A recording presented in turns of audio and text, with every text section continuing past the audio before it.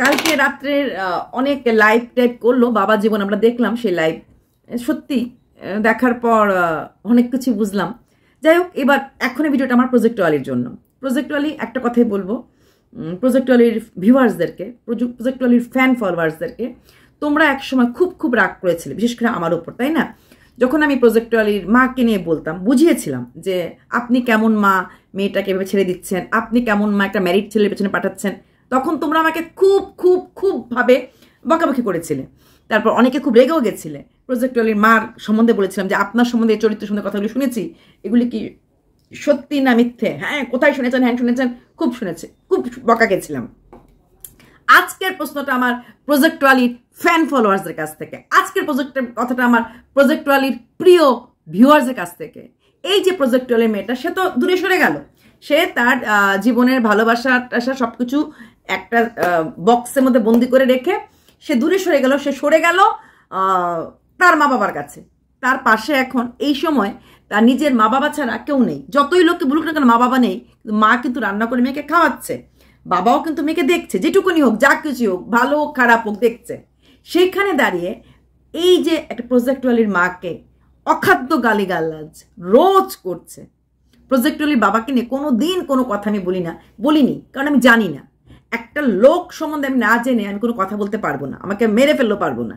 তাহলে প্রজেক্ট ওয়ালির মার সম্বন্ধে আপনি জানতেন? হ্যাঁ, প্রজেক্ট ওয়ালির মার সম্বন্ধে অনেক কথাই ওয়াইটিতে ছিল। তোমরা তো সব খবর রাখো না বা জানো না, কিন্তু আমাদের এই খবরগুলি রাখতে লাগে বা জানতে লাগে। তো প্রজেক্ট ওয়ালির মার সম্বন্ধে খবরগুলি কিছুটা শুনেছিলাম। ওই বাবা জীবনেই কিছু বলেছিল, কিছু হ্যাঁ কিছু টিট্টু বলেছিল, কিছু অন্য কোনো কন্ট্রোভার্সি ক্রিয়েটার বলেছিল, তখন তোমরা আমাকে খুব ধরেছিলে। কালকে রাত্রে যেইভাবে প্রজেক্ট ওয়ালির মাকে গালিগালাজ করা হলো, উঠতে বসতে একটা মহিলাকে ছোট লোক নোংরা, বাবাকে দালাল বলা হয়েছে, মার দালাল, বন্ধুর সাথে নাকি স্ত্রীকে দিয়ে দেয়, পরিষ্কার বলেছে। হ্যাঁ, তো সেইখানে দাঁড়িয়ে আজকের দিনে প্রজেক্ট ওয়ালির ভিউয়ার্সরা যারা প্রজেক্ট ওয়ালিকে ভালোবাসো, তোমরা আমরা কিছু বললে এটা ধুয়ে দিয়ে যাও, জুতো পেটা করে দিয়ে যাও। কেন বললেন, কি প্রমাণ আছে? কালকে তখন তোমরা বাবা জীবনকে এত ভালোবাসো, প্রজেক্ট ওয়ালিকে ভালোবাসো, কিন্তু সেখানে দাঁড়িয়ে সে মেয়েটার মা বাবা তারা কিন্তু ওয়াইটিতে কোথাও নেই, কোনো জায়গাতে একটা শব্দও বলছে না। প্রজেক্ট ওয়ালির মা কিন্তু প্রজেক্ট ওয়ালির ভয়ে নিজেকে এইভাবে আড়ষ্ট করে রাখে। তারপরও মহিলাটাকে রেগুলার নোংরা ছোট লোক দালাল, নোংরা ছোট লোক দালাল। তোমরা এখন বলবে ও প্রজেক্ট ওয়ালিকে ভালোবাসে, প্রজেক্ট ওয়ালির মা বাবার জন্য ওদের মিলন হতে পারেনি। সত্যি কি তাই? প্রজেক্ট ওয়ালির মা বাবার জন্য মিলন হতে পারে নাই? প্রজেক্ট ওয়ালি তো বাড়ি ছেড়ে শিয়ালদা পর্যন্ত চলে গেছিল, প্রজেক্ট ওয়ালির মা আটকাতে পেরেছিল? দিনের পর দিন এই বেড প্রমোশন বা ব্রেড প্রমোশন করতে দিনের পর দিন যেত, প্রজেক্ট ওয়ালির মা আটকাতে পেরেছিল? প্রজেক্ট ওয়ালির মা কি বাবুর সাথে দেখা করতে যেতে পেরেছিল? প্রজেক্ট ওয়ালির মা কোনো জায়গায় কিছুই করতে পারেনি। সবচেয়ে বড় কথা, ওরা হাজব্যান্ড ওয়াইফ দুজনের কেউই কিন্তু ওয়াইটিতে নেই। আছে কি ওয়াইটিতে? নেই। তা সত্ত্বেও কিন্তু প্রজেক্ট ওয়ালির মাকে প্রত্যেকটা সময় এইভাবে অখাদ্য গালিগালাজ করছে। আমরা কিছু বললে তোমরা ঝাঁপিয়ে পড়ো, আমরা কি প্রজেক্ট ওয়ালির ফ্যান, শিরায় রক্ত, প্রজেক্ট ওয়ালির ভক্ত। কোথায় তোমরা? এইভাবে যখন গালিগালাজ করে প্রজেক্ট ওয়ালির মা বাবাকে, তোমরা একবারও বোঝাও ছেলেটাকে, তোমরা তো ছেলেটাকেও ভালোবাসো, যে কেন ওই বয়স্ক দুজনকে বকাবকি করছো? ওরা তো তোমাকে বকাবকি করছে না, ওরা তো তোমার পেছনে কন্ট্রোভার্সি কিটা লাগিয়ে দিচ্ছে না, কারণ তোমরা ভালো করে জানো প্রজেক্ট ওয়ালি তার মার ফোন বন্ধ করে রাখে, প্লাস প্রজেক্ট ওয়ালির মা প্রজেক্ট ওয়ালিকে প্রচন্ড ভয় পায়। সেখানে দাঁড়িয়ে এইভাবে যে প্রজেক্ট ওয়ালির মা বাবাকে বকাবকি করছে, তোমাদের ভালো লাগছে? ঠিক আছে, এখন বাবা জীবন খুব সুখে আছে আমাদের পিঙ্কির মেয়েকে নিয়ে, ভেরি গুড। সে তার লিগেল ওয়াইফকে নিয়ে সুখে আছে। লিগেল ওয়াইফকে নিয়ে সুখে থাকলেই কি প্রেমিকার মা বাবাকে গালিগালাজ করার জন্য টিকমার্ক দেওয়া যায়? সে তার স্ত্রী নিয়ে সুখে আছে, অথচ পান থেকে চুন খসলেই প্রজেক্ট ওয়ালির মা বাবাকে বকাবকি করছে। তোমরা এখন বলবে যে এর জন্য বকাবকি করছে, প্রজেক্ট ওয়ালির মার জন্য মিলতে পারে নাই। কোথায়? প্রজেক্ট ওয়ালির মার জন্য মিলতে পারে নাই? প্রজেক্ট ওয়ালি কোনদিনও প্রজেক্ট ওয়ালির মা বাবাকে ঠ্যাঙ্গা দেখিয়েছে, বাড়ি ছেড়ে পৌঁছে চলে গেছিল, মিলতে পারে নাই। বাড়িতে লিগেল ওয়াইফ ফিরে এসেছে, মিলতে পারে নাই। লিগেল ওয়াইফের যে রুলস রেগুলেশন থাকে সেগুলি আইনের কাছে ও হেরে গেছে, এর জন্য মিলতে পারে নাই। ওর সাহসে কুলায় নাই যে পিঙ্কির মেয়েকে আবার গিয়ে ফেরত দিয়ে আসার বা পাঠিয়ে দেওয়ার, ওর সাহসে কুলায় নাই। কিন্তু সত্যিকারে যদি ও পিঙ্কির মেয়েকে না চাইতো, ও হিয়ারিংয়ে গেল না কেন? বা পিঙ্কির মেয়েকে পরের দিন বললো না কেন তাকে তো আমি ভালোবাসি, তুমি চলে যাও। এটা কিন্তু কুইন্টেলই বলেছিল। যদি আমরা তাকে না রাখতাম, তাকে যদি আমরা একদমই না চাইতাম, আমরা চাইলেই কিন্তু পরের দিন সকালে ওকে বাড়িতে পৌঁছে দিতে পারতাম। সেখানে দাঁড়িয়ে মানে কি, ওরা উইলিংলি পিঙ্কির মেয়েকে রেখেছে। তো পিঙ্কির মেয়ে আছে, কালকে কথাও বলেছে যে যদি জানতাম পিঙ্কির মেয়ে আসবে তাহলে হয়তো গাড়িটা বিক্রি করলো না হলে, কারণ কোথাও না কোথাও ভিতরে দুঃখটা আছে যে গাড়িটা পিঙ্কির মেয়ে চড়েনি। গাড়িটা অর্ডার করেছে, গাড়ি দেখতে গেছিল, কিন্তু গাড়িটা চড়ার আগেই পিঙ্কির মেয়ে চলে গেছিল। সেই লাল গাড়িটা, এই লাল গাড়ি নিয়ে পিঙ্কির মেয়ের আক্ষেপ ছিল, গাড়িটার রং লাল কেন। সেই লাল গাড়িটা পুরোটাই কিন্তু প্রজেক্ট ওয়ালি চলেছে, পুরো টাইম যতটুকুন ছিল। তারপর সেই লাল গাড়িটাও, মানে গাড়িটা এলো, প্রজেক্ট ওয়ালি এলো, গাড়িটাও চলে গেল, প্রজেক্ট ওয়ালি চলে গেল। কোথায় যেন গাড়ি আর প্রজেক্ট ওয়ালি এক জায়গাতেই দাঁড়িয়ে আছে। গাড়িটার প্রয়োজন ছিল দেখে কিনেছে, তারপর গাড়িটার একটু টাকা পয়সা ঝামেলা, গাড়িটাকে আবার বিক্রি করে দিল। ঠিক তেমনি প্রজেক্ট ওয়ালিকেও এই সোশ্যাল মিডিয়াতে বিক্রি করে দিল, বিক্রিত হয়ে গেল। সেখানে দাঁড়িয়ে প্রজেক্ট ওয়ালিকে বলবো, আমার মনে হয় না তুমি আমার সন্তান তুলো বয়সের দিক থেকে, সেখানে আমি তোমার শত্রু হবো বলে কোনো অবস্থাতেই না। আগে কেন বলতাম, আগে তোমাকে আমি বকেছি, বকার পর তুমি শোনোনি। প্রথম বুঝিয়েছি, মা করে ভিডিও করেছি, প্রচুর বুঝিয়েছিলাম যে এরকম ফাঁদে পা দিও না, ফাঁদে পা দিও না, সে লিগেল ওয়াইফ, তুমি যেও না। হ্যাঁ, যদি ওর ডিভোর্স হয় তখন তুমি নিশ্চয়ই যেও, তখন তুমি শোনোনি। তখন তোমার মাকেও বুঝিয়েছি, তোমার মাকেও বুড়া বালা বলেছি, কারণ মেয়ে কাটাতে পারছো না, কেমন মা, কি ধরনের মা, মেয়ে এভাবে যাচ্ছে হোটেলে। মানে আমাদের দেখা অভ্যাস নেই যে আনমেরিড মেয়েরা এভাবে হোটেলে যায়, বলেছি। কিন্তু এখন তুমি যখন আজকে একদম একা হয়ে গেছো, নিজেকে রাধা ভাবছো, রাধা কিন্তু আয়ান ঘোষের স্ত্রী ছিল এবং সুখে সংসারও করেছে। তো বলি প্রজেক্ট ওয়ালির মাকে, মেয়েকে বিয়ে দিয়ে দিন, একটা ভালো পাত্র দেখে মেয়েটাকে বিয়ে দিয়ে দিন। মেয়েটা, কারণ পড়াশোনা টশোনা হবে না, হলো ওর মনটা ওইদিকেই পড়ে থাকবে। একটা ছেলে কালকে বাবুজনের কথা বলেছে, মেয়ের টাকা খাবে বলে মেয়েকে কারোর সাথে সংসার করতে দেবে না। অথচ এই বাবা জীবনী বলেছিল প্রজেক্ট ওয়ালির জন্য নাকি সব ডিভোর্সি বা কি বউ মারা গেছে বা কারোর বউ পালিয়ে গেছে, এরকম গভর্নমেন্ট চাকরি হোল্ডার, এরকম অনেকগুলি আলাপ এসেছিল, কারোর সন্তান আছে এরকম আলাপ। তো এরকম যদি আলাপ আসে, যদি তোমাদের মনে হয় ওইটা মানে গভর্নমেন্ট জব আছে, ভালো দেখতে শুনতে, হয়তো কোনো কারণে স্ত্রী চলে গেছে, ডিভোর্স হয়ে গেছে, বা কোনো কারণে বাচ্চাও থেকে ডেলিভারিতে মারা যায়, এরকম যদি ছেলে থাকা যায় তাও খারাপ না। ফার্স্ট হ্যান্ড ছেলে পেলে তো ভালো কথা, আর না পেলে ওরকম সেকেন্ড হ্যান্ড ছেলে পেলেও কিন্তু আপনি বিয়ে দিতে পারেন। অ্যাটলিস্ট মেয়েটার জীবনটা গড়ে তুলতে দিন। আর প্রজেক্ট ওয়ালির ভিউয়ার্সদেরকে বলবো, তোমরা প্রজেক্ট ওয়ালির পাশে থাকো, ওর মনে সাহারা দাও। রাধা কৃষ্ণ যখন চলে গেছিল দ্বারকাতে, রাধা কিন্তু আর ফিরে তাকায় নাই। রাধা তার সংসার নিয়েই ব্যস্ত ছিল। কৃষ্ণ যেমন ওইখানে ব্যস্ত ছিল নানা রকম কাজে কর্মে, রাধাও ওরকম ব্যস্ত ছিল। বাস্তব জীবনে রাধা হওয়াটা ইজি না। ফ্রেমে রাধা কৃষ্ণর সাথে কোথাও কিন্তু রুক্মিণীর ফটো নেই। তুমি যাকে কৃষ্ণ বলছো তার সাথে কিন্তু তার রুক্মিণীর থাম্বনেইলে দারুণভাবে থাকে। সে কিন্তু রাধা ছিল লীলা সঙ্গী আর রুক্মিণী ছিল সংসার সঙ্গী। এইখানে যে তোমার শ্রীকৃষ্ণের যে রুক্মিণী, সে কিন্তু লীলা কাম সংসার সঙ্গী, ঠিক আছে। কালকে শুনলাম মানে অন্য ইউটিউবাররাও চাইছে, নট অনলি আমরা, অন্য ইউটিউবাররা চাইছে যে প্রজেক্ট ওয়ালির সাথে অনেক জায়গাতে অনেক কিছু মানে খারাপ ব্যবহার হয়েছে, হ্যান হয়েছে, ত্যান হয়েছে। ওরা যে বাইরে ঘুরতে যেত তখন ওরা পার্সোনাল কামরা নিয়েও থাকতো, মানে একটা কামরা দুই থাকতো, এইভাবে থেকেছে। সেই জায়গাটা থেকে সেরে আবার অন্য কারোর সাথে কিন্তু সে থাকছে। শুধু তাই না, একবার শুধু সে অ্যাবর্শন এই বাচ্চাটার করায় নেই, সেকেন্ড টাইমও কিন্তু আবার প্রেগনেন্ট হওয়ার পর আবার অ্যাবর্শন করিয়েছে। এই একবার দুবার অ্যাবর্শন করার পরও স্ত্রী ফিরে আসার পর স্ত্রীকে নিয়ে খুব ভালোভাবেই আছে। সে যখন তার স্ত্রী, তার শাশুড়ি, শ্বশুর সবাইকে নিয়ে সুখে সংসার করছে, ভালো থাকার, সুখে থাকার অধিকার প্রজেক্ট ওয়ালি তোমারও আছে, তোমারও আছে ভালো থাকার অধিকার। তুমি নিজের কেরিয়ারটা, তুমি বলবে পড়াশোনা তোমার দ্বারা হবে কিনা জানি না, বলতেই পারো এমএতে ভর্তি, তোমার কমেন্ট বক্সে প্রচুর লোকই বলে এমএতে ভর্তি হও, বুনু তুমি ভালো থাকো, বুনু তুমি এগিয়ে যাও।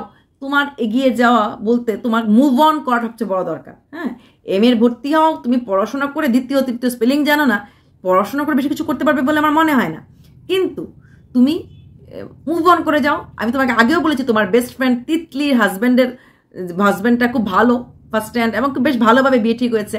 ঠিক এরকম কোনো ছেলে যদি তুমি পাও ফার্স্ট হ্যান্ডের, দেরি করবে না, একদম টোটাল বিয়ে করে ফেলো। কারণ তোমাকেও ভালো থাকতে হবে, তোমাকেও বেঁচে থাকতে হবে। তুমি সারা জীবন ওই আশায় বসে থাকবে যে কবে এই লিগ্যাল স্ত্রী বেরোবে তারপরে ঢুকবে, তার মধ্যে সাবস্টিটিউট হয়ে গেলে তুমি। ও বেরোলে তুমি ঢুকবে, আবার যখন তুমি বেরিয়ে যাবে তখনই ওকে ঢোকাবে। তার মানে কি তুমি কারোর জীবনে প্রায়োরিটি না, তার জীবনে সাবস্টিটিউট আছে। তুমি বেরিয়ে গেলে ওকে আনবে, ও বেরিয়ে গেলে তোমাকে আনবে। কারোর জীবনে সাবস্টিটিউট না হয়ে 1 নম্বরে থাকার চেষ্টা করো। এমন কোনো মানুষের জীবনের পাশে গিয়ে দাঁড়াও তার জীবনে তুমি ছাড়া কেউ নাই। তুমি চলে গেলেও তুমি থাকবে, তুমি থাকলেও তুমি থাকবে। কিন্তু এখানে কিন্তু এই খেলাটা এরকম না। এখানে তুমি চলে গেলেই কাউকে নিয়ে আসবে, আবার ও চলে গেলে তোমাকে নিয়ে আসবে। মানে ইন আউট খেলা। জীবনটা তো খেলা হতে পারে না। প্রজেক্ট বলি জীবনটা খেলা হতে পারে না। জীবনটাতে অনেক পরিশ্রম করতে লাগবে, অনেক কিছু এগিয়ে যেতে লাগবে এবং লাইফে কোথাও না কোথাও সেটেল হতে লাগবে। এখন কবে ওদের ঝগড়া হবে, কত সনে হবে, আদৌ হবে কিনা, হলে পরে পিঙ্কির মেয়ে ঘর থেকে আবার যাবে কিনা, গেলে পরে আবার ফিরে আসবে কিনা, আদৌ এই জীবনে ওদের মাঝে কোনো ডিভোর্স হবে কিনা, এই আশায় তুমি গালে হাত দিয়ে চাঁদ তারা গুনলে তো হবে না। তুমি তোমার জীবনটা, তোমার কেরিয়ারটা গুছিয়ে নাও। আমি প্রজেক্টওয়ালি ভিউয়ার্সদেরকে বলবো, ও আমাদের কথা শুনবে না, কারণ ওর ভেতরে কোথাও না কোথাও একটা ঘৃণা আছে আমাদের প্রতি।